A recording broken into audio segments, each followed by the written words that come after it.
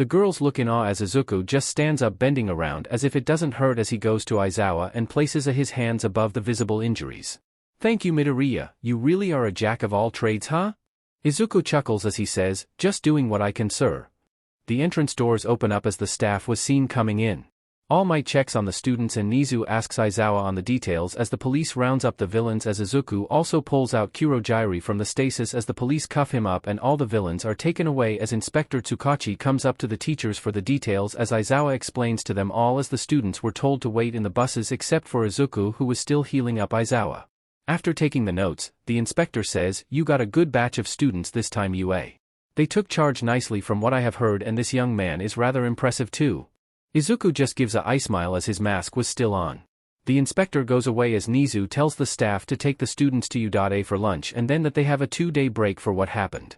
The teachers go and inform the students as finally everyone goes back to U.A in 2 buses. Izuku was getting praised left and right from the students as even Todoroki thanked him for saving his life. The students have gotten past their first unexpected hurdle. What will happen to them from now on?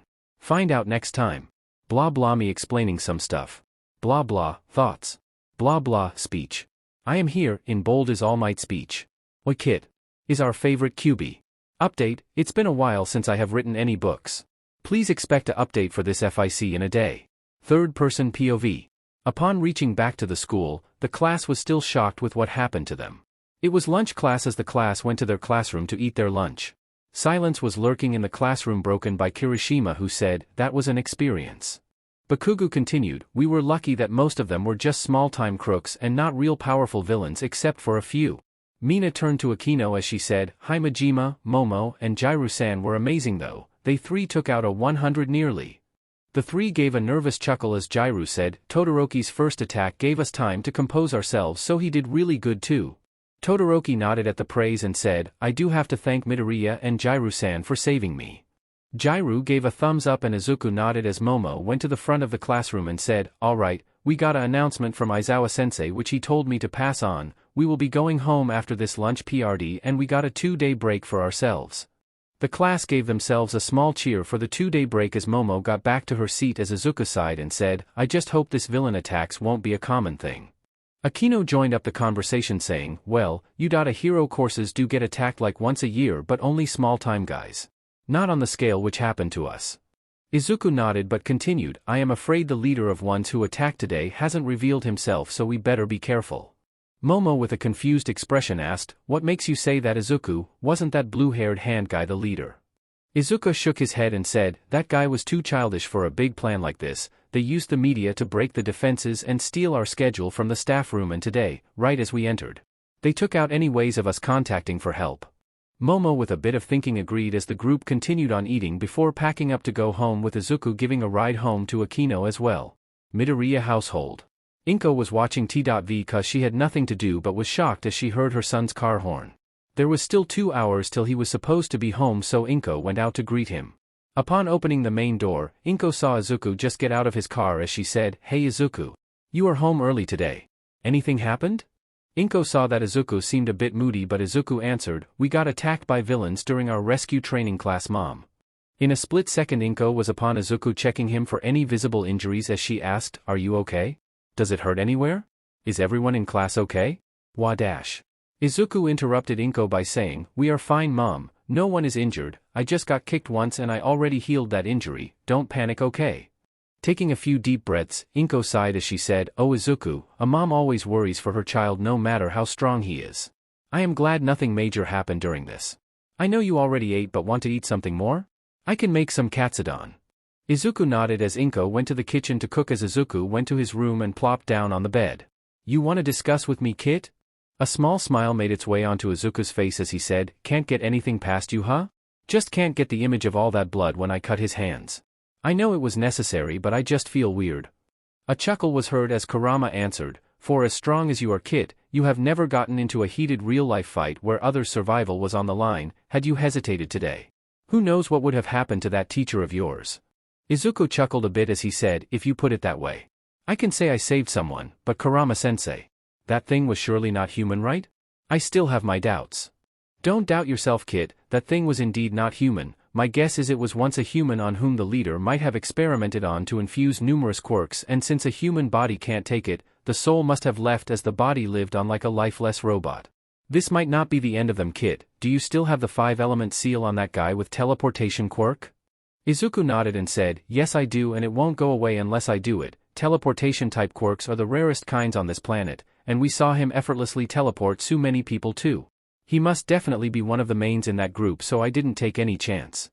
Izuku could feel Kurama's agreement to his statement as Kurama said, there is a possibility of this villains group attacking us once more. We should as your school to present us with the semester plan so we can maybe guess on what outings they have a possibility to attack. Izuku answered, I guess my position as a vice rep is useful for this. Oh well. I will go and eat now. Mom should be done by now. Izuku got up from his bed as he changed to normal clothes and went down to eat his favorite, Momo's house. Entering into the house, Momo saw her mom on the couch as her mom looked confused and asked, Sweetie, aren't you home early today? Did something happen? You told me you have a full day class today. Momo sighed as she explained all the events that happened as Athena had Momo lay down on her lap as she said, I am glad nothing serious happened to you and Izuku, sweetie. My advice is for you treat this as a lesson to move forward. Do you still want to be a hero? Momo nodded as Athena smiled as she pet Momo on her head as slowly Momo slept. A few minutes later Akira came down as Athena explained the situation to him as Akira said, Izuku's guess might be true. All we can do is trust our daughter since this is a path that she chose after all, and I am confident that Izuku will not let anything serious happen to her. Maybe we can help her. Let's design an outfit for her together as our support like we did with young Rumi back then. Athena nodded as Akira sat beside his wife as Athena was still rubbing softly on Momo's head. 2 days later. Izuku comes down in his school uniform ready to go as he sees his mom at the table with breakfast ready and she seemed extra happy. Izuku sat down at the table as he asked, You seem extra happy, Mom, what's up? Inko giggled as she said, Remember that pic I took of you while you didn't have mask and was wearing a apron? Izuku nodded as Inko continued, Well, with Athena's help, we made an anonymous account as we put the pic for auction. The print sold for $20,000. Izuku spit out the orange juice as he looked at him mom in shock as he said, You mean someone spent $20,000 for that? Inko shook her head a bit and said, Your small modeling session did go a lot more viral than you think, Izuku. You did shot up into the top 10 after all. It shouldn't be a wonder. Izuku sighed as he asked, So, who got it? Inko thought for a bit and answered, It was an anonymous person with a name, Dragon Queen 23. Izuku sighed as he finished his breakfast and got into the car to go school. Stopping by Momo's house, Momo was already waiting as she got in and laughed as Izuku sighed and said, I am guessing Aunt Athena told you about the apron pic? Momo nodded but thought, Well, I also auctioned till 10,000 but gave up. Izuku continued driving while Momo was teasing him about his face's worth. 30 minutes later. Izuku parked the car as himself and Momo got out as Momo saw Akino and called her over as the three continued walking to class. The trio got into the class to see only Ida was there as they went to their seats as the class slowly filled in. The bell rang indicating the start of homeroom as everyone was seated and silent as Aizawa walked in still bandaged in a few areas as Denki asked, Sensei, is it okay for you to be here today? You could have taken a few days off. I am fine, Kaminari. Midoriya managed to heal me a lot that day itself, plus this is not enough to stop a hero. The class looked in admiration at their teacher as Aizawa walked behind the podium. Aizawa then announced, Some of you might know but yes, U.A's annual sports festival date is fixed in exact 2 weeks from now on Thursday. Jirou raised her hand as she asked, Sir, is it good to have a sports festival so soon after the villain attack? It did raise quite a bit attention on media too. Denki nodded too and said, I agree, sir, there might be a chance we can get attacked there too. Aizawa answered their doubts, Those are good questions but the Hero Commission have agreed to this date. Postponing it might show that we might be scared, which is a form of showing weakness which if not good for a hero, and we are hiring more number of top heroes for protection and the top 10 will be in the audience so the villains won't dare attack. The students nodded as Aizawa continued, As you students know, U.A's sports festival is an event on par with the Olympics on scale of popularity. But this is also a testing ground for the heroes who will offer internships to the first-year students. Yes, you guys will do a 2-week internship under a hero whose offer you receive and accept after the sports fest. The class nodded as Ida raised his hand and said, Sensei, can we request for a specific hero? Aizawa shook his head and said, No, you can't. You can only choose from what offers you receive, and if you don't receive offers, we will give you a choice between 40 heroes.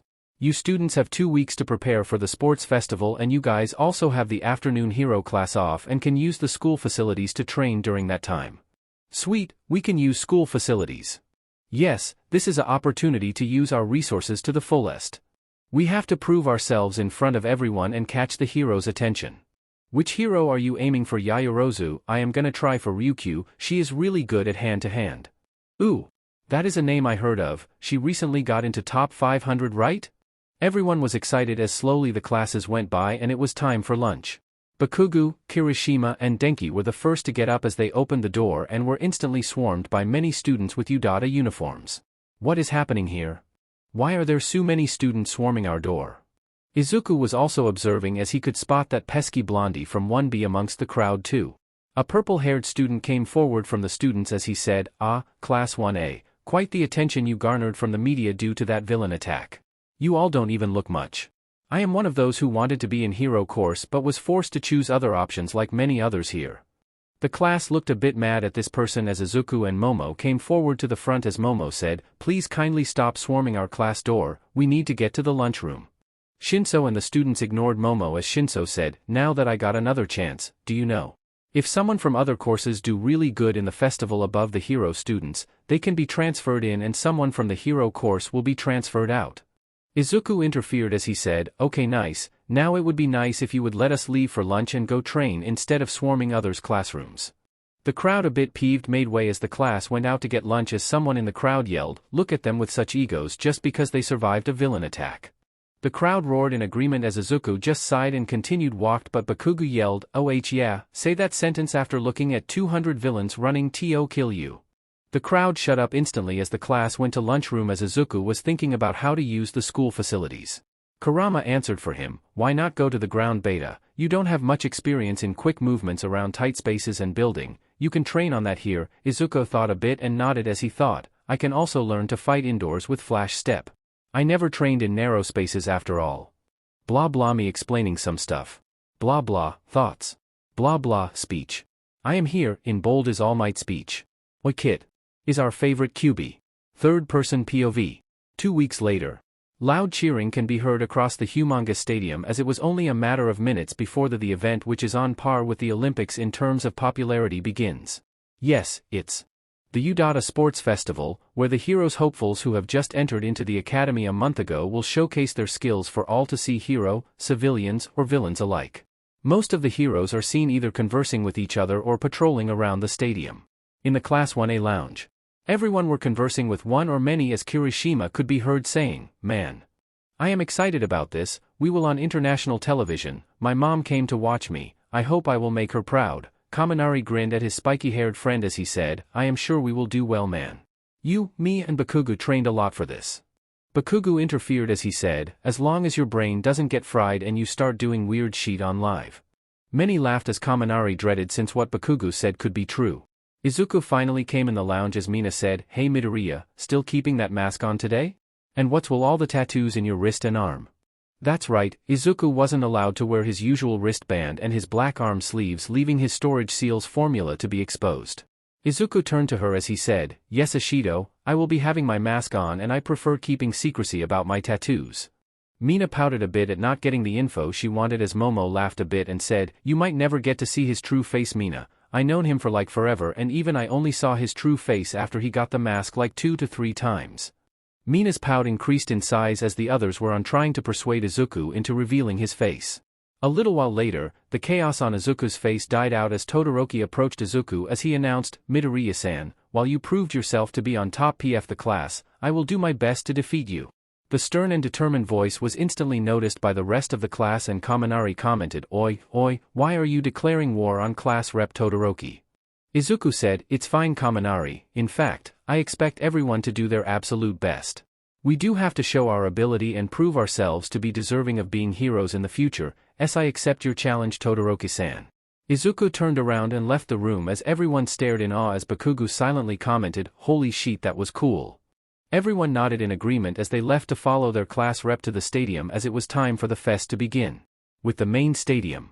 Alright ladies and gentlemen, here comes the famed Class 1A of the Hero course, the brave students who faced a disaster a while ago but survived through with their strength, which they will showcase today. Cheering was heard across the huge stadium, which is rumored to be able to fill up to 100,000 people.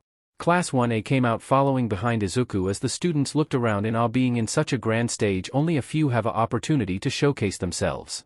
Present Mike, seeing that the Class 1A were in position, announced, "Now will come Class 1B, who are fired up as they trained extensively in order to prove themselves to be stronger than their rivals." Class 1B came out as competitive glares and smirks were exchanged between 1A and 1B students as Izuku waved a bit at Ibra, who beamed as she waved back. Kendo came up to Izuku and Momo as she said, "Man, this is big, you both excited?" Momo and Izuku nodded as Momo said, "Good luck to you, Kendo." Kendo grinned as she went back to her class to have them stand in their places. Soon, Present Mike called the rest of the courses as a total of 250 students were competing for the prize. Soon from the entry came out Midnight, smirking and her hips swaying as many men and teens alike stared at the walking beauty as women cheered for their idol. The students whom she teaches were showing embarrassed expressions seeing their teacher like this as Midnight reached a small podium as she turned on the mic and said, "Hello all appealing ladies and handsome men. I am your host this time, and the opening speech will be given by the top scorer of the U.A's entrance exam, surpassing even the records of Endeavor and All Might by a big margin. It's the class representative of Class 1A, Izuku Midoriya." The last statement got an eyebrow raise and a lot of interest from a particular flaming hero who thought, "Even All Might's record, huh? Seems like you got some huge competition, Shoto. You better stop your rebellious actions and take this seriously, using your fire side too." The rest of the top heroes were also interested in the last statement as they kept their attention on probably a upcoming top hero. Ryukyu, who was patrolling about, saw the screen as she smiled proudly at her best friend's introduction. Izuku came up on the podium as he took the mic offered by Midnight and brought it close to his mouth and said, "Good luck to all participants," in a monotone manner as he handed the mic back to a stunned Midnight, who was expected an epic speech as even the crowd was speechless for a moment as Izuku returned to his spot. Inko chuckled as she said, "I was expecting this. He might be overwhelmed, so he tried to make it short as possible." Akira and Athena nodded, knowing Izuku for a long time. Midnight got out of her stupor as she announced, "Anyways, with the short but encouraging opening speech, let's get started with the sports festival." The crowd cheered as Momo patted Izuku on the back as she could see he was a bit dejected about not giving a longer and more cheerful speech. Akino commented, My who knew our seemingly perfect class rep would be nervous in front of a crowd." Class 1A laughed as Izuku now had a comic depressing cloud raining on him, cause even Momo, who was trying not to laugh, was giggling. "Blah blah, me explaining some stuff. Blah blah, thoughts. Blah blah, speech. I am here," in bold is All Might speech. "Oi kid. Is our favorite QB. Third person POV. Midnight started, "Alright then. Our first round will be a obstacle course. All students are required to go through 3 different obstacles in this long 4-kilometer course. Students, please assemble at the starting line." The students started going to the starting line as Izuku was slowly gathering more chakra around his hands and legs. Since chakra is not visible to normal people, everyone slowly felt pressure building up from Izuku, who hasn't realized it yet. People tried to keep some distance to not feel the pressure, but due to the number of students, it was impossible not to, as students next to him were shaking a bit. The countdown meter began as most people got into a running position, whereas Izuku just kept his hands in a throwing motion. The countdown came to 0 and a boom was heard as Izuku jumped high up into the air and summoned 2 of the marked kunais. He threw one enhanced with chakra as it sailed fast, almost not visible to eye, as Izuku also suddenly vanished and reappeared right before the second obstacle, where he caught the kunai with one hand and threw the other and disappeared. Appearing in front of the gate after the mines, Izuku flashed in front of the finish line and walked through. The buzzer went off and everyone was confused but looked at the huge screen and saw the first place finished with a time of 8 seconds. People were shocked, even the students were, since the race just started and no one even made it past Todoroki's ice. All Might had a shocked face at his record being shattered so easily. Even Midnight was still in the shocked state. Slowly a voice was heard belonging to Aizawa as he said, "The official record for the obstacle course being 1 minute from All Might has been broken."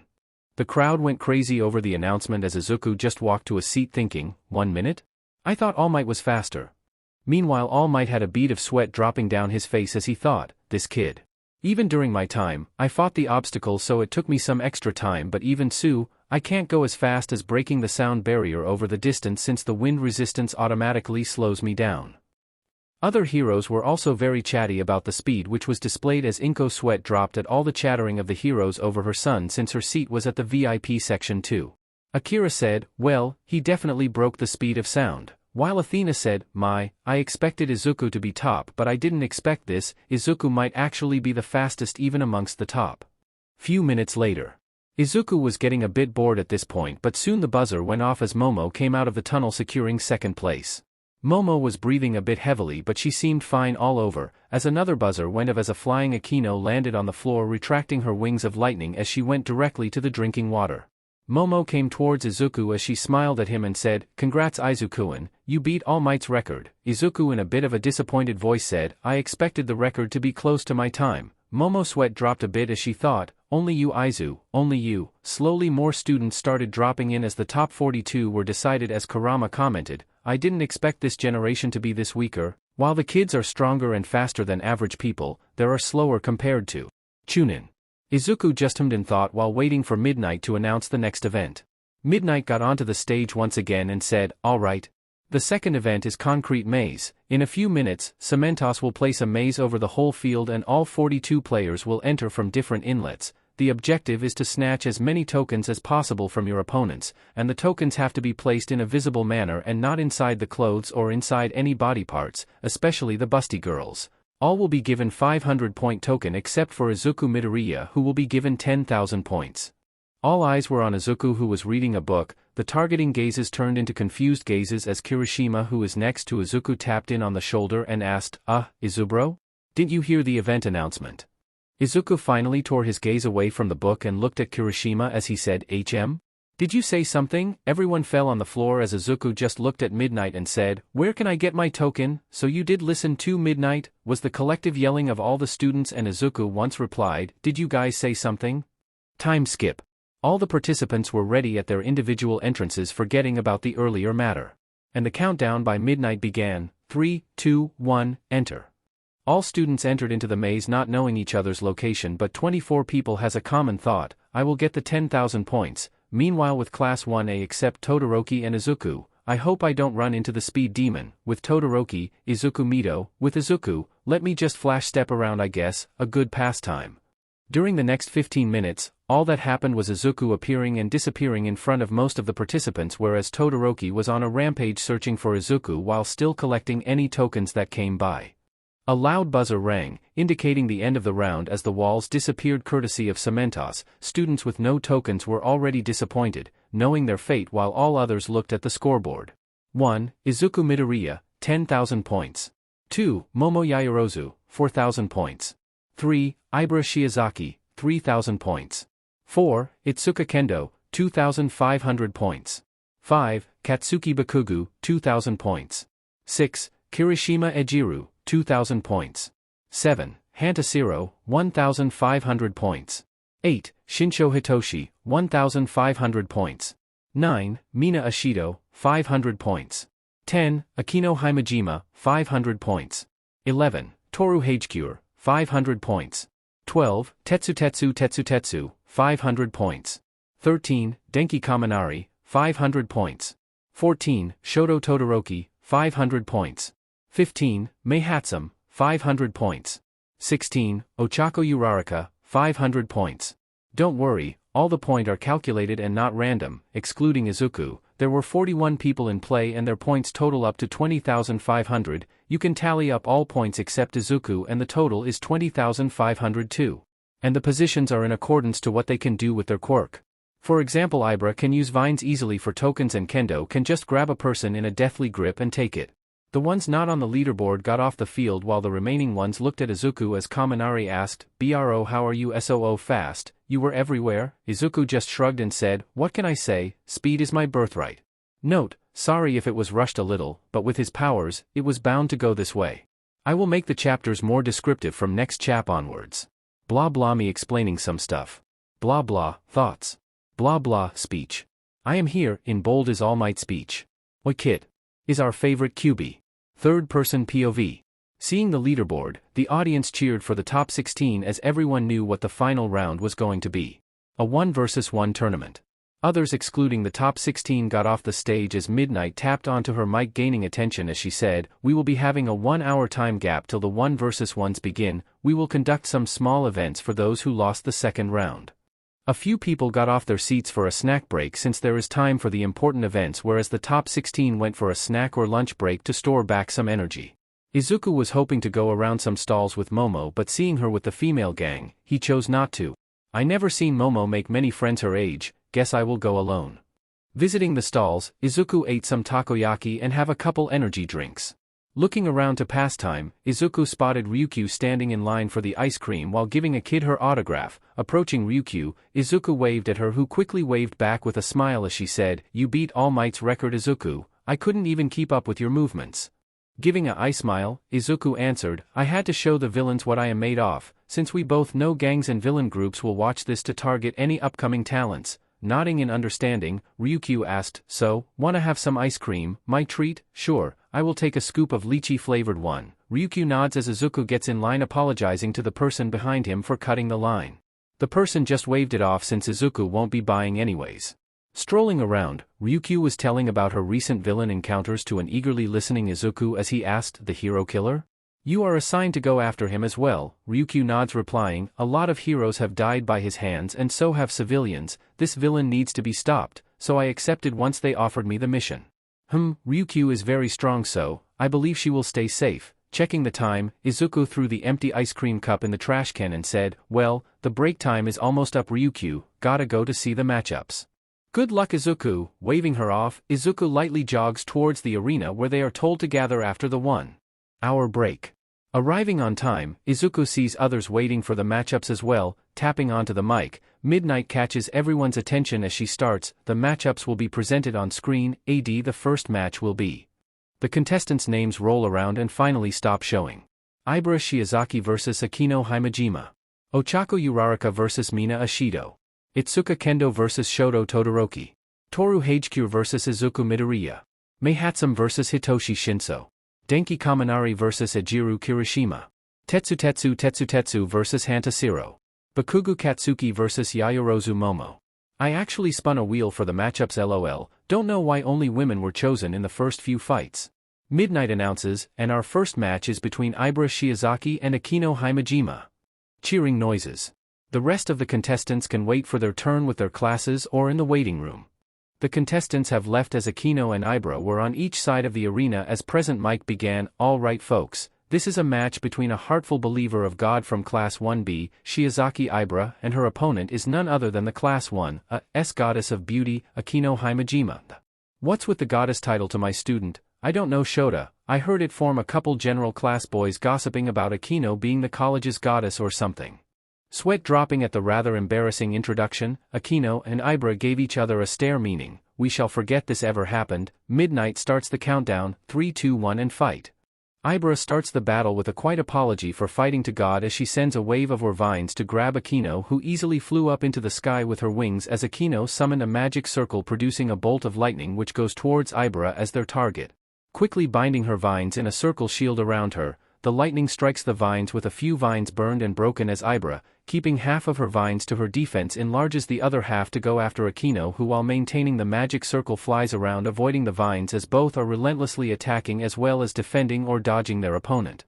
Feeling her reserves lowering, Akino decides to end it with a strong move as she conjures a huge magic circle. Widening her eyes at the size of the circle, Ibara quickly brings up her vines to form a multi-layered shield in front of her. A huge purple lightning hit the ground where Ibara stood upon as Akino crouches in exhausting from the toll it took. The smoke moved away revealing Ibara with first-degree burns and all vines destroyed or scattered as she slowly fell to the ground. Checking on her quickly, Midnight brings up the mic to her kissable lips as she announces, "Ibara has fainted. The winner of the first match is Akino Himejima." Giving a gentle smile, Akino slowly walks back through the entrance as Mike talks, "What a terrific first match. Both the ladies have shown themselves to be underestimated and Himejima's final attack even destroyed a portion of the arena. We sure have some powerful girls in our school, Shota." Indeed, both gave a commendable performance focusing not only on attacking but also defending themselves at the first time. It was a good first match. Appearing on stage, Midnight signals Mike, who calls out, "It's time for round 2, our contestants are Class 1A's bubbly girl, Ochako Uraraka, who will be fighting against her classmate famous for her unique appearance Mina Ashido." Both girls appear on stage with smiles on their face as if gathering for a hangout. Midnight begins the countdown, 3.2. And begin. Uraraka immediately rushes Mina, having better chances at close combat, but is quickly forced to dodge sideways as Mina shoots acid from her hands. I am not making it easy, Oka. I will not lose Mina. Ochako starts running ahead in a zigzag manner but is outclassed in speed as Mina, emitting acid from her feet, glides around the arena away from Ochako. Being forced to dodge from different angles, Ochako had no choice but to shield her weak parts while jumping around, dancing to Mina's attacks, who is not showing any signs of slowing down. Continued for a few seconds as Ochako had first-degree burns on her arms and legs as she had been using them to protect herself. Mina was slowly tiring herself, running out acid as she had been shooting and running around the arena the entire time. A small stumble of Ochako, which was seen by the keen eye of Mina, who rushes forward. Ochako launches a strong punch at the approaching Mina, who bent her body back using acid to slid under the punch as she jumps and kicks into the back Ochako's neck, which proved to be a critical hit as Ochako slowly fell to the floor unconscious. Checking upon Uraraka, Midnight points to Mina saying, "Participant Ochako Uraraka has fainted." The match goes to Mina Ashido.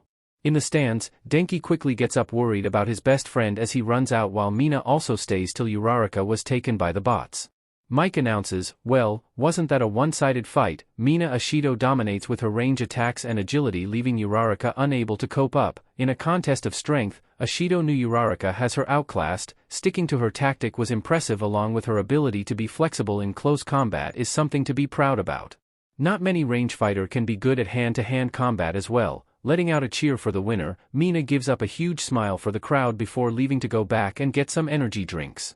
Another signal from Midnight as Mike starts seeing two blood-pumping fights. We have arrived at the third round with the class representative of Class 1B, otherwise known as the big sister of 1B, Itsuka Kendo, and her opponent is none other Emo boy with dad, I mean the number 2 hero, Shoto Todoroki. Glaring at the small slip by Mike, Aizawa kicks him under the table as a angry Todoroki is seen coming out of his corner, as Itsuka Kendo was seen determined, as Izuku is seen keenly observing the both as he sighs and makes a small comment. Todoroki will lose, only heard by Momo, who was a bit shocked by the revelation but decides to watch the fight to see why. Starting the countdown, Midnight quickly jumps away yelling "Begin," muttering apology, "Sorry. But I am just angry." Shoto sends out a huge ice glacier raging towards Kendo, who grits her teeth as she yells, "Maximum output." Itsuka's hands enlarge to the size of almost two-storied building as she smashed them against the ice, resulting in the ice to be easily broken and hauled back towards Shoto, who in shock conjures another ice to shield himself. Taking the opportunity, Itsuka rushes to the side, quickly circling around as Shoto looks from the side to see Kendo not at the spot he expected her to be. Looking around a bit in panic, Itsuka quickly punches Todoroki in the back with her fists at normal length as she continues assaulting him, giving him no space to conjure up ice. Forced to dodge or defend against the solid and times hits. Shoto is constantly trying to build space, but Kendo is not allowing his hands to stay free to allow him to cast ice. Gritting his teeth in anger, Shoto encases his left side in ice spikes but is met by a smirk as Kendo, with her left hand enlarged to the size of a human, smashes his, throwing Todoroki off the platform, knocked out. Checking upon him, Midnight raises her hand to Itsuka, exclaiming, "And the winner is Itsuka Kendo." Note: okay, hear me out, I might have buffed Kendo's quirk, but the reason Shoto lost, he didn't expect his ice attack to fail, and if you observe, his ice attacks can't form like in the close distance of half a meter from his body. And training from a very young age in physical body and martial arts, Kendo outclasses most of the hero students in close combat. And with anger and disbelief clouding his mind, Todoroki wasn't able to think rationally. And to be honest, if he used fire, he could have easily won at close combat. What a surprising match. Pushing her quirk to extreme, Kendo was able to completely dominate the Giga Ice Glacier like nothing, and in a show of martial arts, Shoto Todoroki was quickly taken out by the big sister of Class 1B, I have to agree, Kendo's martial abilities are at top-notch and her hidden card worked perfectly against a irrationally thinking Todoroki. In the hero section, some heroes moved away from the clearly furious Endeavor, who couldn't believe how easily his son lost. I had enough of his childish behavior. He could have won that easily with his fire. Shoto, you better be prepared today. I won't tolerate this behavior from now. Class 1B is seen cheering loudly as Monoma was taunting Class 1A over the wall but was quickly pulled back by the Vice Rep Setsuna. Momo looked at Izuku as she asked, "How did you know?" Izuku answered, "While I was surprised by her quirk, I saw anger clouding Todoroki's eyes, and against a top-notch martial artist, it is never good to lose your mind to anger." Momo nods as she thinks to herself of machines she can use against her opponent. While Izuku flashes away towards the entrance of the arena, giving a quick high-five in congrats to a clearly happy but exhausted Kendo. Another quick signal later, Mike announces, after the miraculous showcase of power and martial arts, our fourth-round participants are the Invisible Girls from 1A Toru Cagecure, and her opponent is the God of Speed who has been easily breaking All Might's records without any sweat. The class representative of 1A, Izuku Midoriya. Insert lots of cheering for our ninja. Izuku arrives in the middle and sees floating gloves and shoes as he asks, Hagecure, you are wearing clothes. Right, Hagecure answered, of course, I had my hair taken every time it grew long as it was converted into cloth by a quirk user which will turn invisible with me. Prepare yourself Midoriya. Removing her gloves and shoes, she was completely invisible as Izuku closes his eyes sending small amount of chakra to his ears and Midnight jumped back yelling, begin. Hagecure confident in her invisibility rushes towards Izuku who as soon as he spots her sound of feet, he jumps back a bit as Hagecure misses her punch. Izuku keeps jumping back in order to avoid the melee range of Hagecure. Judging her height to be somewhere at 5 feet 3 inches, Izuku knew, he couldn't predict her punches but he can predict her range, so every time H hears her footsteps close to him, he jumps back avoiding her. This continued for a while leaving the spectators confused while Aizawa explains the situation leaving many in awe of such a tactic. This led to Hagecure knowing why it wasn't working. She quickly held her breath slowly stepping forwards but suddenly Izuku doing a small series of hand seals brings his fingers close to his mouth as he thinks, wind style, great breakthrough. Izuku blows out as the force of wind quickly lifts Hagecure smashing her back against the wall making a small dent as Midnight quickly approaches her to check on her but is met with a small shout of pain as Hagecure says, I am fine. Izuku brings over her gloves and shoes as he says, do go to the nurse Hagecure, yeah, I think my spine has sprained a bit maybe. Calling over the bouts, Midnight placed Hagecure on the stretcher after knowing her position. She lifts Izuku's hands declaring him as the winner as she whispers. You senses are quite strong huh? I wonder if your sense of pleasure is high too. Confused and a bit flustered, Izuku quickly jogs of the arena while Momo and Akino are seen glaring death at Midnight with those around them scared by their presence. She made Izuku and fluster, Era, I didn't expect to be in competition again miss. Midnight. I got some planning to do. Blah blah me explaining some stuff. Blah blah, thoughts. Blah blah, speech. I am here, in bold is All Might speech. Oi kid. Is our favorite QB. Previously on the cast reaction, we saw the Naraverse watching up to Izuku and Momo's first play time. Chapter 6. Many were confused by why Kurama urgently requests Izuku to ask his mom for the calligraphy set as Minato and Kushina laugh as Kushina says, well, I guess the best ninja art to be learned earlier will be Fuinjutsu since it does not affect a child of his growth at all. Naruto sighed as he said, I wish I was also given the chance to learn Fuinjutsu first and not after my marriage to Hinata. Giving a small glare to the whistling Hiruzen. Watching Kurama give instruction on how Izuku will train in calligraphy and Izuku's choice in learning acrobatics, Jiraiya commented, I have to admit, the Ninetales is a rather capable teacher. Minato quickly commented, yeah, unlike a white-haired student and teacher of mine. Kakashi just turned away in embarrassment while Jiraiya was gonna counter back but Tsunade said, all you taught him in 3 years was a taijutsu style, how to control Rasengan better and almost nothing else. Crying in a corner, others laughed at the white-haired sage. Watching Izuku intently listening and learning from Kurama about the basic strokes of calligraphy, Mito commented, looks like the child is rather good at learning what is taught to him, his first attempt with the brush is much better compared to mine. Kushina nodded remembering when she would just run around and prank others instead of learning. Chapter 7.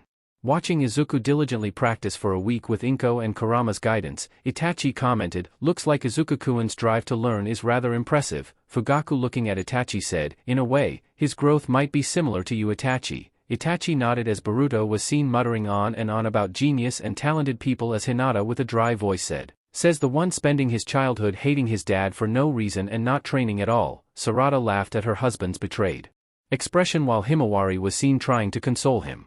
Seeing Izuku and Momo meet after Izuku's calligraphy exam and Izuku feeding Momo, Ino comments, I'll look at the cute children. Momo reminds me a bit of Hinata with the shyness. Hinata sweat drops but stays silent knowing how much worse she was. Jiraiya laughs as she says, looks like the young kid will be quite a women killer in the future, but feeling the glares of the female populace, Jiraiya goes back to his depression corner while Minato and Naruto sweat drop. They saw as Akira goes into Izuku's room and seeing the diary, Naruto comments, wow, I didn't know it was that bad. Minato sadly nods as he says, well, we didn't know about the kid before you met him Naruto so, seeing this shows why Izuku is so cautious and scared. Many agreed, a child who was happy was suddenly met with the world's hatred. being unable to cope up. Watching as both families moved into the Yaoyorozu mansion, Sakura comments, "Damn, that is one humongous palace." Many agreed as Tsunade says, "Well, isn't Momo-chan excited?" Watching the girl drag Izuku everywhere to show him, many agreed as they continued watching till Athena's sister came in the first tutoring session. After watching how Elena's husband came and the discussion about the plan to get evidence, Sasuke says, "That is a rather intelligent plan, to create legal evidence instead of shutting down the case right then and there." Minato comments, "Yeah, a plan a certain someone could have used against Danzo." With an imaginary arrow going through his heart, Hiruzen joined Jiraiya in the depression corner. Watching the excited Athena also dragging Inko to bond leaving a lonely Akira, Mito comments, "Well, like parent like child huh?" Now it seems obvious about Momo's excitement. Chapter 8. Upon seeing the Midoriya family's new home, many whistled in admiration over the layout and the training room as Hiruzen said, "If we had these equipment during our time in the school, the kids would have grown more." Upon seeing Izuku's diligent meditation and how he unlocked chakra on the first try, Hashirama commented, "God, this child will be a beast in the future. I don't know anyone who unlocked their chakra on the first try even at the age of 6. Minato nods as everyone sees Kurama's shocked expression and his verbal comment about Naruto who whines and says, "Hey, I am sorry for being such a brat, blame my genes." Kushina looked to the side a bit embarrassed knowing where Naruto inherited it from. Sasuke watching the amount of chakra says, "That is a rather huge amount of chakra for a young child. I think he might be a descendant from a clan." Minato then says, "Well, that might be true, a Chunin level chakra for a 6-year-old is a lot." They watched as how Izuku was able to overcome the leaf control exercise quite easily. Minato hearing Kurama compare Izuku to him chuckled as he said, "As sad as it is, the kid is much smarter than me when I was young. That is such an easy way to learn the control exercise. I did work hard as well as smart but looks like the child does it much better than me." Sasuke looks at Sakura as he asks, "Isn't that how you learned your leaf exercise in school?" Sakura shook her head saying, "No, I actually practiced at home the whole day so I can impress everyone the next day." "Impress Sasuke you mean?" countered Naruto and Ino as Sakura just looked to the side. The cast watched over the month how Izuku trained himself while slowly bonding with Elena, his teacher and his friendship with Momo and how Athena was quick to become best of friends with Inko. Rock Lee comments, "Such a youthful friendship." "Right Guy-sensei, you are right Lee, that is a youthful friendship." Ignoring the excited and weird duo, Kakashi says, "I am feeling a bit of déjà vu to happen in the future." Others looked confused but continued watching. Chapter 9. Watching in awe as Izuku continued to learn tree climbing exercise as easily as he learned the leaf exercise and how Kurama proposed teaching the throwing arts. Sasuke sighed as he said, "And we used to think of our generation as prodigious." The Konoha 12 let out sighs of disappointment but were assured by Shikaku who said, "You guys grew up during the peaceful times, so we didn't train you much and let you all have your freedom." Ino quickly asked, "Then we would have been as good as Izuku at learning?" Her hope was crushed with the collective response of the older generating saying, "Nope, no chance, no," as Ino gave a depressive sigh. They saw Izuku's plan to acquire shuriken and kunai and how he executed it, laughing as they saw the embarrassment on Izuku after giving a hug to a shocked Athena.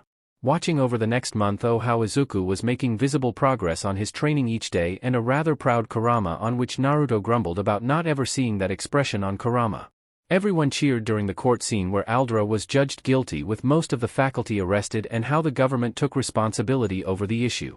Minato and Fugaku shuddered watching as how Athena threatened Akira when he didn't agree to Momo learning throwing arts as their wives were as scary if not more than Athena. Events happened and it was finally Izuku's birthday. Having a good laugh over a scared Izuku sticking to the ceiling. They watched as Momo gave a steel necklace to Izuku with a picture of them playing. The females cooed over the gift. It was finally Akira's turn and Kakashi felt his senses tingling as he watched very intently. There was dead silence in the heaven as everyone saw a mask similar to one Kakashi has was given to Izuku by Akira. Kushina cursed, "I swear, if Izuku wears that 24/7, I will beat this Akira bstrd when he comes to heaven," a notion which was agreed by Rin, Minato, Naruto, Sasuke and Sakura. While Kakashi was seen standing with an extremely proud expression on his face as he had tears of happiness streaming down. Everyone agreed on Inko's statement of learning something musical to relax, which was something many ninjas didn't as their only relaxing ways were their rather high hormonal drive. Especially the females which can be 100% agreed by the snake MSTRS, Enko Mitarashi. Blah blah me explaining some stuff. Blah blah, thoughts. Blah blah, speech. I am here, in bold is All Might speech. Oi kid. Is our favorite QB. Third person POV. Back on the mic, Present announced, let's move on to the next matchup. We now got MEI Hatsum, the tech genius from the support class versus Eraserhead's wannabe son from General Department, Hitoshi Shinso. A smack was heard as Present Mike had a lump over his head and Aizawa a smoking fist. Both contestants are seen walking out of the corners with one of them being extremely wrapped in gadgets and the other walking over to the middle with hands in pockets. Midnight then yelled, begin. Shinso immediately asked, what are those gadgets? Mei beamed as she answered, they dash. Immediately fell silent as Shinso said, walk out. Wordlessly, Mei just walked out as Midnight announced, winner with walkout is Hitoshi Shinso. Many in the crowd were shocked at what happened as Present Mike asked, that was. Shota, could you explain what happened there? Aizawa crossed his arms as he said, I won't since, his quirk is his only way to victory. Many contestants grumbled as Present Mike announced, anyways, moving on from that, we got from the Hero Class 1A, the Pikachu wannabe with Psyduck personality, Denki Kaminari. Battling against his muscle-head best friend of Hero Class 1A, HarshaJirou Kirishima. Cheers and laughs were heard as a grumbling Kaminari came out cursing at Present Mike with a slightly embarrassed Kirishima from the other side. Walking upon the stage, Midnight got a nod from both the contestants as she brought the mic to her mouth as she began the countdown. Alright, begin. Kaminari yelled, I will finish this one move bro, 1,000,000 volts. Kirishima hardens his body to the max as he yells, I already knew bro, I will tank it. Lightning hit Kirishima producing a bit of smoke. Kirishima the jumped through the smoke shocking many and decked a dumb mode Kaminari in the face making him fly off the edge onto the grass. Kirishima looks fine except for the burnt marks and breathing cause of all the endurance he spent to tank the hit. Midnight then announces, the Pikachu is unconscious, this match goes to Mashoki Kirishima. Pumping his fist up, Kirishima waits till his friend gets carried out and follows after. Present Mike then looks at the list as he announces from the booth, now that was a good Pokemon battle folks, let's move on to the next fight which is between the Steelix, Tetsu, and battling this Steelix will be the wannabe Spider-Man, Hantashiro. Coming out of the entrance while glaring at Present Mike, both boys come onto the stage as Tetsu smirks confidently as he says, I already know your quirk and will be my victory. As Shiro says, we will see man, you look too alike to Kirishima. Tetsu gets a bit of a tick mark hearing the same comment over and over again. Midnight then announces, alright boys, begin. Shiro immediately throws his tape wrapping around a Tetsu who was too sow to dodge and tries to swing it around but is confused as he is not able to. Tetsu smirks as he says, when I harden into steel, my weight will also increases up to 300 kilograms. Shiro smirks as he says, I wanted to save this for future but dash. The tape starts retracting fast along with a surprised Tetsu as Shiro unwraps the tape at the last moment which sends Tetsu airborne and onto the grass unable to stop himself. Shiro then says, if I stand my ground hard, I can retract weight up to 500 kilograms, unless you are on the downhill. Midnight then announces, the tape man achieves the victory. Shiro sweat drops as he says, please don't call me that, it sounds weird. Midnight just smirks as both boys walk off the arena, one happy and one grumbling madly. Present Mike then announces, alright folks, now on to the last match, between the goddess of creation and the god of destruction, Yaoyorozu Momo and Bakugo Katsuki, both belonging to the Hero Class 1A. Cheers were let out hearing the names and supposed titles of the last two contestants, especially Momo since everyone know of the Yaoyorozu family legacy. Both contestants came out with a serious Bakugo and a glaring Momo. Momo was one of the few people who know about everything that happened in Izuku's life along with who did it. Even though she know Bakugo has changed and that Izuku told her not to hold a grudge, Momo still has a dislike towards this man. Momo has belt on her waist with few round ball-like structures. Midnight receiving the nods from both students starts the countdown. Alright, 1, begin. Bakugo instantly starts rocketing towards Momo using his explosions as Momo then drops the ball structures as cold fog covers the platform. Bakugo instantly tries to stop himself. But his momentum was too much as he enters into the fog. The coldness affects Bakugo as his hands stop releasing any fluid. Suddenly, Bakugo is hit with cold freezing water as he tries to dodge but is hit with perfect precision. Momo has goggles on her eyes and a liquid nitrogen tank connected to a RPG-sized water gun which was connected to Momo who is using her quirk to constantly supply small amounts of water. Due to the nozzle function of the gun, even small amount of water will flow with speed and precision. Seeing that Bakugo's hand was shivering from her goggles, Momo breaks down the object she made and converts it into a staff as she rushes into the fog. Bakugo, whose hands were numbed, observed that the water has stopped hitting him as he tried to use his explosion but his hands were numb to the inner layer of the skin preventing his to use them efficiently. Bakugo is suddenly hit on his side by a staff which sent him out of the fog onto the edge. Digging his feet, Bakugo stops himself from falling over as he looks at a calm-looking Momo running at him. Bakugo jumps away but is hit on his feet as he loses his balance as falls to the floor. Quickly using the opportunity, Momo kicks him fiercely on his stomach as Bakugo exhales spit as is seen out of the arena clutching his ribs. Midnight wincing when she saw the kick announces, "Alright, Bakugo is out of the field, the winner of this match is Yaoyorozu Momo." Izuku claps as he sees Momo looking towards him a bit ashamed that she let her emotions get to her. Izuku just shook his hand as he stood up to go talk to Momo. Akino didn't question his actions knowing there must be a history behind this fight. Izuku's POV. Reaching the bottom floor, I saw Momo looking down avoiding my gaze as I said, "It's fine Momo, I know you haven't forgiven him, I just hope you will try to be more lenient with him now, he is trying hard to change and it all happened when we were kids." Momo look up to me as I give her a smile as she sighs in relief and says, "Hi Izuku-an, I will make sure to stop holding this grudge and work with controlling my feelings." We then start heading to the food stands as I know Momo is hungry as I praise her intellect when she battled Bakugo. Third person POV. Izuku and Momo arrive at the stands. Momo is suddenly hit slowly from behind as Momo turns to see Ryukyu. Ryukyu congrats Momo on her battle praising her mind as Izuku goes to get some food for Momo and some drinks for himself and Ryukyu. Seeing Izuku walk away, Ryuko turns to Momo as she asks, "So Momo, when do you plan to confess?" Momo turns a bit red as she fiddles with her fingers as she answers, "Well, I was gonna do it after the sports festival." Ryukyu laughs as she pats Momo in the back as Momo suddenly says, "Well, what about you Ryuko?" Ryukyu suddenly freezes as she turns away and says, "I don't know what you are talking about." Momo presses further saying, "Save it Ryuko, we both know you love him just as much as I do." Ryukyu looks back a bit guilty as she quietly says, "But you known and loved him longer than me Momo, I don't want to pursue him hurting you as well." Momo then answers, "But I know Izuku was one of the first people you became friends with and he is the reason we all met, I would feel horrible if this creates a distance between us." Ryukyu then hugs Momo as she whispers with a sweet tone, "Well Momo, have you ever thought of me as a crush?" Momo's face reddens as she backs a bit away saying, What do you mean?" Ryukyu smiles as she says, "Well Momo, I haven't only loved Izuku but you as well. You were so nice bubbly, friendly and so appealing it's hard not to catch feelings." Momo's face reddens more as she quietly whispers, "Well, I may have fantasized about the three of us together as well."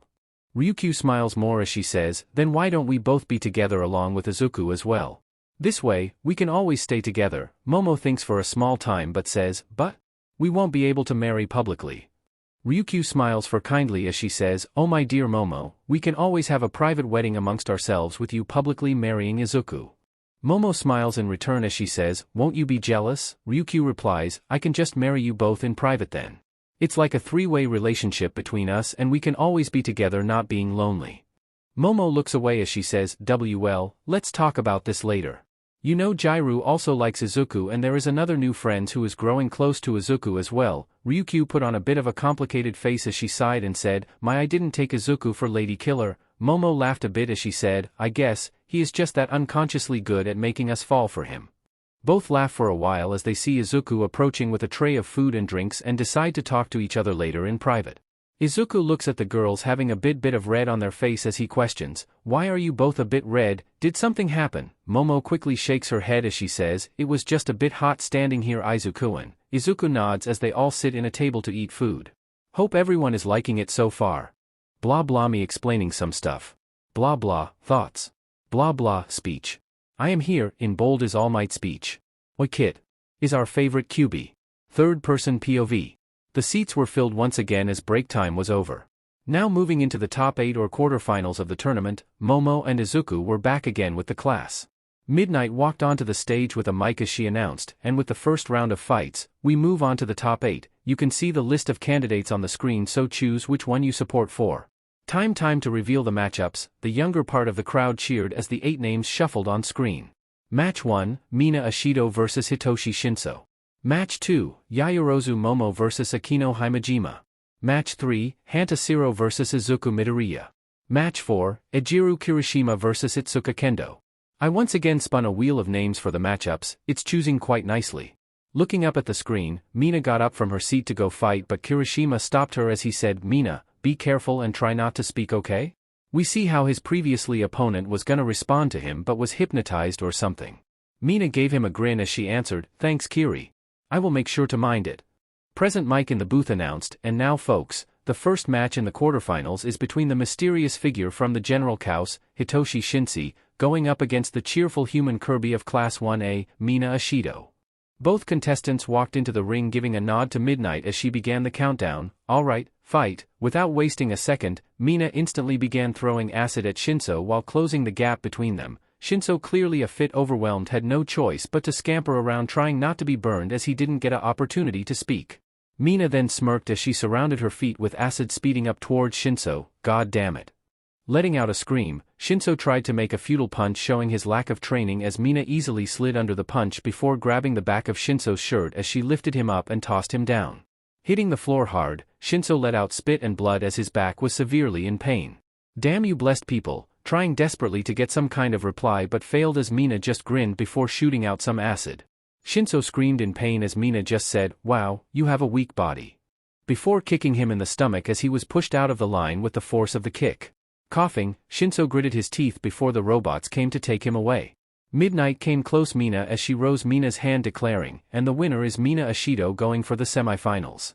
The crowd cheered as Mina gave a bright smile, waving around before she left the stands. Izuku watched, a bit proud of his classmate winning so easily and her cheerful personality catching people's attention. Izuku looked at Kirishima too, seeing how even though he was not the smartest in class, his battle instinct is quite crazy. Seeing both Momo and Akino silently go down, Izuku looked more focused as it was his close friends who are battling after all. Up in the booth, Present Mike started, "Alright folks, this is a match between arguably some of the top female candidates of the hero course. We have the Thunder Priestess, Akino Himejima, going up against the Goddess of Creation and the President of Class 1A, Momo Yaoyorozu." Coming onto the field, Momo gave Akino a smile as she said, "Let's not hold back Akino." Giving a smile in return, Akino answered, "I will not dare so, President." Giving a nod to Midnight, who began the countdown, "Alright then, fight." Momo instantly created a full leather sweater around her and a huge wooden shield. Akino shoots lightning which hits the wood, breaking it apart, but Momo is not affected. Making RBB gloves, Momo charged towards Akino, who suddenly summons wings made with lightning flying into the sky. Momo then makes a 1-inch thick sheet of RBB as she couches under it, hidden from view. Akino constantly tries striking with lightning which doesn't work, as so Akino decides to not waste more energy and lands on the ground away from Momo. Momo creates a small grenade as she compresses halothane vapor, fluothane, in quantities into it as she creates a mini grenade launcher. "President, come on out. We don't have all day." Momo throws the RBB sheet up, shielding herself from view as Akino immediately flies up. Momo jumps towards the side as she shoots the grenade launcher. Being unable to react in time, the grenade hits the lightning wings, causing the gases to rush out, spreading around Akino's area. The audience were unaffected as there was an energy barrier around the fighting area. Momo had his face mask as Akino, who slowly falls to the floor, wobbling as she chuckles, I guess I lost," falling asleep. The gas slowly spread all over the arena, neutralizing itself as Midnight, blocking her nose with a face mask, comes onto the field. Raising Momo's hand, she declares, "The winner by knockout is Momo Yaoyorozu." Momo smiles as she goes towards Akino. Momo was equally exhausted, creating so many things. Making a small bottle with cold water, Momo splashes some on Akino. Waking up, Akino looks around, gathering her bearing as she looks at Momo offering her a hand. Grabbing the hand, Akino pulls herself up as she surprisingly hugs Momo as she whisper, "You were so cool, President. I will make sure to defeat you next time." Momo replies, "We will see, Akino." They separate as things Momo made turn back into shiny particles, merging with her. Feeling some of her energy back, both go out of the arena. In time to see Izuku walking towards them. "You both fought really well, Momo.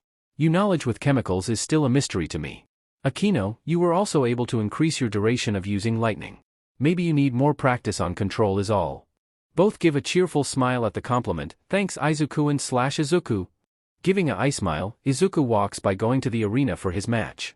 Present Mix's voice was heard around as he was announcing, "After that intelligent match, we will move on to the next match with arguably the fastest person in Japan and the vice president of 1A, Izuku Midoriya, going up against Zero, who is quickly proving himself to be more than what people think." Both boys are on the stage as Zero was seen with a nervous smile. Izuku just keeps silent as Zero seats as he says, "Please don't hurt me too much, Vice Prez." Izuku gave a nod as Midnight began the countdown. "Well then, fight." Swiss, Izuku suddenly disappeared, arriving behind Zero with a neck chop. having no chance to react. Shirou face planted into the ground, losing consciousness. There was silent processing for a while as they started cheering. Midnight came onto the field raising Izuku's hand. The winner of this round is Izuku Midoriya. Robots arrive on the field lifting Shirou onto the stretcher, taking him away as Izuku also walks away. Izuku walks out as he hears Kurama, "Damn kid, you sure didn't give him a chance like that invisible girl." Izuku shrugs as he thought, Shirou already had given up halfway when he said to go easy on him. Izuku looks at Tsuka, walks towards him as she passes by him as she says, "I can't wait to test up with you, Midoriya." Izuku pauses, looking back, seeing Kendo walk towards the arena as he just walks away whispering, "As much as I want to expect strong opponents, I know for a fact no one here can defeat me. I was trained for the sake of not being a hero, but to protect people any way possible, even killing the villains." It was true, Kurama taught Izuku about the horrors during the ancient times and how there are even outer space species who might invade us. Mercy was never an option. A lesson drilling into Izuku during his spars with Kurama. Only those who suffered due to villains can know the importance of ending them as well. What general public don't know is that even villains are killed, but not exposed to public. It's like how All Might is the light spreading safety amongst citizens and a few people who are the shadows eliminating threats. Back to arena. And now we have the indestructible Rock of Class 1A, HarshaJirou Kirishima battling against the President and Hulk of Class 1B, Itsuka Kendo. Announce present Mike as Kendo glares at the booth, offended to be related to Hulk. How rude. To call a frail lady a Hulk. Kirishima and Kendo walk onto the arena, giving a nod to Midnight, who counts down, "All right. Go." Kirishima, hardening his hands, rushed towards Kendo with his hands in a crossguard. Kendo, inflating her hands to the size of a truck, runs towards Kirishima. Bang! Kendo's fist meets Kirishima's guard. Kirishima grits his teeth, feeling the impact as he kicks towards Kendo's stomach. Jumping up, Kendo prepares to smash Kirishima's head. Placing his guard up, bang! The impact sound was huge as Kirishima was pushed down onto his knees. Even the concrete cracked and caved in a small bit due to the force. Kirishima shakes his hands, trying to shake off the numbness. "Wow, you got some defense, let's see you take this." Kendo jumps back and puts his fists against the ground, pushes against the ground, flying up high into the air with the momentum. Now extending her fists more to cover the more area than Kirishima can escape, she starts falling towards the ground with her fist facing front. Kirishima pales as he pushes his hardening to the limit and curls his hands and legs up. Boom! Like an explosion, a huge sound was heard as the arena broke up into parts. The smoke cleared as Midnight saw Kirishima fully knocked out with his hands twisted and broken. The robots come take him away as Midnight goes to Kendo, who was breathing and shaking her hands a bit in pain, thinking, "Damn it. Punching that guy in concrete was too much for my poor arms." Midnight points to Kendo, declaring, "And the winner of the last round of the quarterfinals is Itsuka Kendo." Kendo waves her arms around with a small pained smile as she goes towards the infirmary. Present Mike then announces, "We will take a 10-minute break to check the condition of the students and be back with the semifinals." The mic turns off as present Mike turns to Aizawa as he says, "Man, this batch is crazy, Aizawa, she literally destroyed the arena." Aizawa nods as he replies, "True, Mike, but this is what we need, stronger students to take up the mantle. We both know All Might is not immortal." Mike nods his head, understanding Aizawa. With Izuku. Seeing the fight, Izuku looked surprised at the destruction. "I did not expect this level of destruction from her, I admit." Kurama replied, "That girl really went all the ways to train her quirk, kinda like you, kid." Izuku could agree with Kurama. Her quirk is not related to any element either, so he can't just seal it. Izuku shrugs, thinking, "I guess I will reveal another jutsu. She might think I will do what I did with Shirou after all." "You have to be careful, kid, her physical strength is more after all. It may not hurt, but the momentum will definitely push you off." Izuku smiles under his mask, "I just have to take her out faster than before." Okay, sadly the chapter is over. And if you enjoyed the video, just leave a like and subscribe with post notification, so when the next chapter is ready, you will be notified. Okay, see you in the next video. Bye.